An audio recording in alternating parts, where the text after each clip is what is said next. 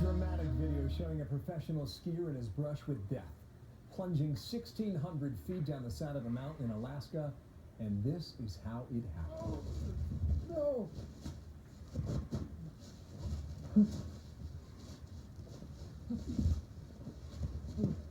That nightmarish free fall goes on for almost a minute.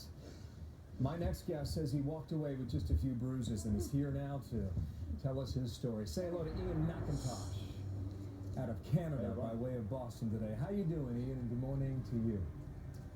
I'm doing great, thanks. Good morning. I just want to give our viewers a little bit of background. You're a professional skier. You were shooting a movie at the time. You're in Alaska, southwest of Anchorage at the time. You've got microphones on, cameras all over the mountain ready for you, and you're trying to beat the dying light that day. And at the top of the run, you jump in, and what happened next? Well, you know, there's a lot of shadows on that slope. We only had about a 15-minute window of light on that slope because it was very, very north-facing. The sun barely ever touched it. And so we were really, really pushing all of our protocols. I skipped a few of my normal steps in studying the line. And when I dropped in, everything kind of looked funny to me. And it was really flat light that I was skiing into.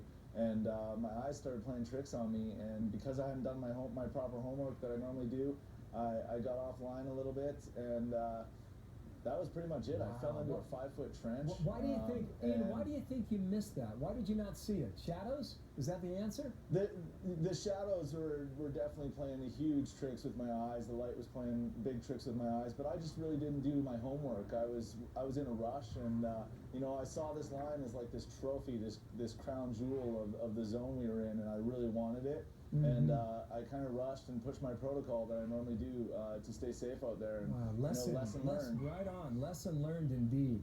I read you felt like you were being hit by linebackers, one after the other after the. What was going on there? Well, you know, at that point, like when I went down, I knew I was falling to the bottom of the mountain. When you fall on something that steep, there's no stopping to the bottom. So I just prepared myself. But yeah, it looked soft in the video footage, but it was actually quite hard-packed snow underneath, and I was just getting beat up the whole way down. You said it felt like forever. I can imagine that's the case, but you had an airbag that saved your life. Explain. Potentially. I pulled the airbag, which we normally use in avalanche situations. That's what they're there for. I pulled it just hoping that it would potentially help me you know, against any potential traumatic injuries. And whether or not it did, I'm not too sure, but I'm glad I had it. Wow. You have a death wish?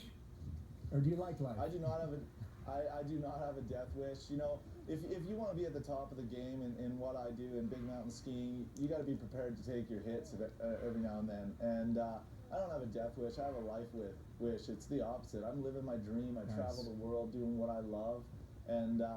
And you know, this is just part of the game. You got to be prepared to take some hits. You're a tough Canuck. Thank you, Ian, for coming in today. And our viewers should know you were back on the mountain skiing 2 days later.